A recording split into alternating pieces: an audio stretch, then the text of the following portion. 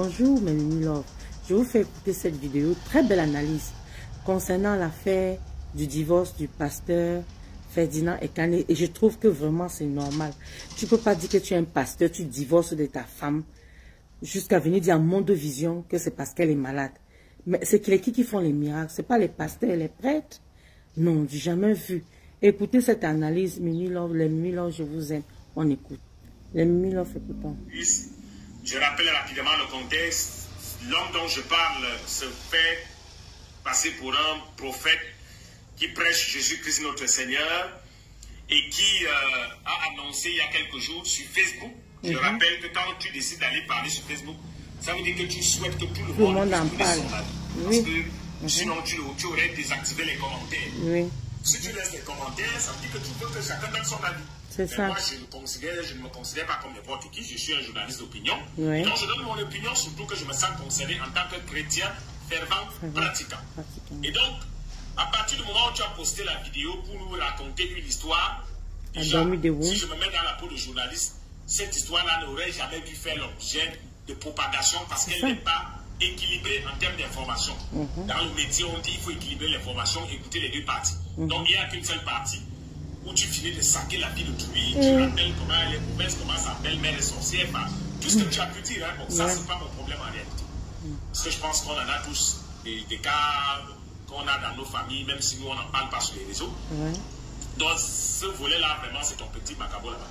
Ce que je vais dire, c'est que moi, le côté qui m'intéresse, c'est le fait que tu dises que tu divorces. La raison de ton divorce. C'est qu'elle est malade. Si tu nous avais dit que tu n'aimes plus cette fille, c'est une raison valable pour le divorce. Si tu nous avais dit qu'elle t'a trompé, c'est une raison valable pour le divorce. Si tu nous avais dit que elle ne veut pas suivre ton Dieu, qu'elle ne veut pas croire en Christ, c'est une raison valable de ton divorce. Mais la raison pour laquelle tu divorces, c'est que tu as découvert qu'elle t'a caché qu'elle est malade.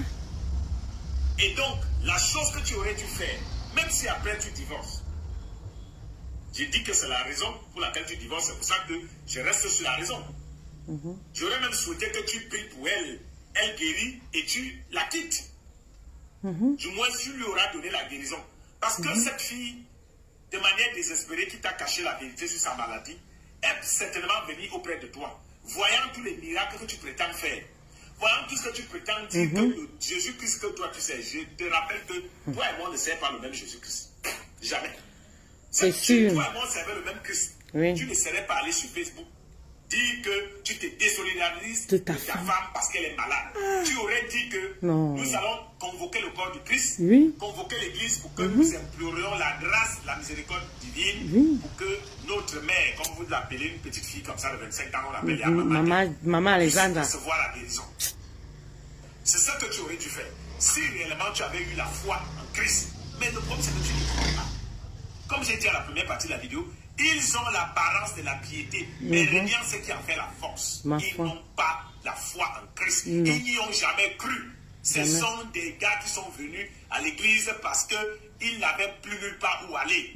Ce sont des gens que la vie a été difficile. Ils ont choisi le chemin de la facilité. Lire la Bible, aller acheter l'onction au Bénin, au Nigeria et autres, avoir les foules, s'enrichir. Parce que si tu croyais en Christ, tu saurais que Christ est capable de guérir ta femme. C'est ça, les miracles. Tu ne serais venu. Tu ne serais même pas venu sur Facebook. Puisque si tu l'as épousée, ça veut dire que tu voulais être avec elle. En plus, elle était vierge et tout ce que tu as raconté. Elle était déjà, maintenant elle est malade. Ça veut dire que tu serais resté avec elle. Tu aurais prié pour elle dans le secret. Elle aurait retrouvé la guérison. C'est ça. Votre vie, le couple serait en ce moment sur les chapeaux d'eau. C'est ça. Mais le problème, c'est que tu ne crois pas au Dieu que tu prétends enseigner aux gens tous les jours. Tu ne crois pas en Christ. Tu n'es pas certain que Christ peut faire le miracle là. Parce que tu n'as jamais fait aucun miracle. En fait, tout ce que vous montrez aux gens là sont des montages. C'est du pipeau. Cette fois-ci, c'est parce que ça te concerne. C'est de la peau et du là, tu sais Corentin. qu'ici, il n'y aura pas question de marmaille. Parce que tu ne peux pas marmailler avec ta propre femme. Si ça cuit, tout le monde va dire, mais tu nous as dit que ça va, non? Parce que c'est facile de marmailler avec les gens, les autres. Ou quand vous filmez, quand la personne est à l'église, c'est que c'est bon, elle est guérie. Quand la personne part chuter à l'hôpital ou dans sa maison, les caméras ne sont plus là, on ne sait pas ce que ces gens deviennent, comme ils ne sont pas connus. Or, là maintenant, il s'agit de ta femme. Donc, s'il lui arrive quelque chose, tout le monde saura. Mais comme tu ne veux pas courir des risques, en réalité, ça c'est quelqu'un qui n'a pas confiance à son Dieu. Hein? Quelqu'un qui préfère mettre un terme au mariage. Ça veut dire renvoyer la fille chez elle avec la maladie. Tu aurais été sage en disant, j'ai décidé que comme elle m'a menti, je vais divorcer. Mais avant, je demande au corps du Christ de prier pour elle, qu'elle retrouve la guérison. C'est ça. En réalité, tu n'as pas la foi en Christ. Tu ne crois pas que Christ peut la guérir. Tu n'y as jamais cru. Vous êtes tous venus dans l'église de notre Seigneur Jésus-Christ pour vous enrichir. Vous êtes des marchands, vous êtes des commerçants. Parce que quelqu'un qui croit à la puissance de Dieu, à la puissance du Saint-Esprit, se serait mis à genoux ou entrer dans le lieu secret, aller à la montagne comme tu allais l'autre jour faire le match vu avec tes fidèles, avec les caméras. Les gens vont dans le lieu secret. Lieu secret, il y a les caméras dedans. Incroyable, l'église du jour. Lieu secret. On dit qu'entrer dans ton intimité. Il ne risque. Je suis même que vous avez les nudes et tout dans vos téléphones. C'est sûr. C'est sûr. Mais ce que je dis, et le débat de fond, il est clair. Cet homme doit fermer sa boutique. Ça, c'est une boutique. En tout cas. Et arrêter de parler au nom du Seigneur Jésus-Christ. C'est tout. Quand on est un homme qui a la foi, quand on croit en Christ, c'est quoi la maladie que ta femme a? Elle est quoi pour Jésus? C'est pas possible, un pasteur. Si on peut croire à tes vidéos que tu postes sur TikTok, Facebook, là, tu guéris les gens, c'est quoi la maladie qu'elle a? Même si elle a le sida, même si elle a le cancer, même si elle a, je ne sais pas, qu'est-ce qui peut encore être incurable là, même si c'est une maladie incurable, Jésus-Christ est capable de la guérir. Le gars va jusqu'à prendre des exemples dans sa vidéo pour dire que pasteur Tunassi, Marcelo, n'importe quoi, il veut dire quoi là? Elle n'est pas revenue. Donc, voilà donc la qualité de Dieu que vous avez. Les gars ont peur. Les gars ont peur. Ils pas courir des risques. Ah, ça. Je croyais que Jésus-Christ était le Dieu des impossibilités. Je croyais que c'était un Dieu des miracles. En fait, moi, mon Dieu était un Dieu des miracles. Jésus-Christ, que moi, je crois, en qui je crois. Donc, je suis un fervent pratiquant servant dans le secret. Je crois qu'il est puissant. Je crois qu'il peut guérir toutes sortes de maladies. Et la maladie de ta femme n'est rien par rapport à la puissance de Dieu. C'est ça. C'est visible. Qu'est-ce qui est impossible à Dieu? La dimension de foi que tu présentes aux gens. Entre guillemets. Si tu dis à moi atteindre cette dimension, c'est quoi la maladie, la petite maladie de ta femme? Qu'en une seule position de main, tu es capable d'arriver. Comme tu fais avec les autres vidéos, voilà. C'est facile de prier pour les autres. Mais prie pour ta femme, frère. Prie pour ta femme. Vous la guérir.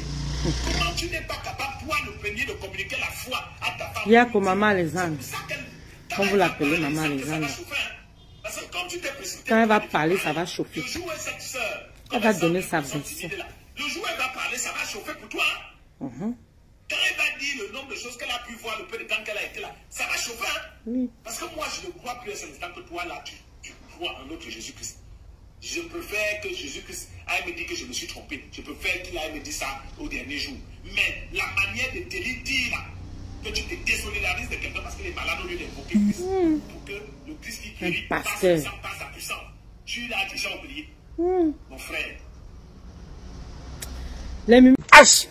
Toi qui regardes, n'oublie pas de liker et de commenter. Vraiment, si tu n'es pas encore abonné, fais-le. Aidez-moi vraiment à travailler davantage. Quand vous likez comme ça, moi je suis content et ça m'aide. Merci pour la marque de confiance.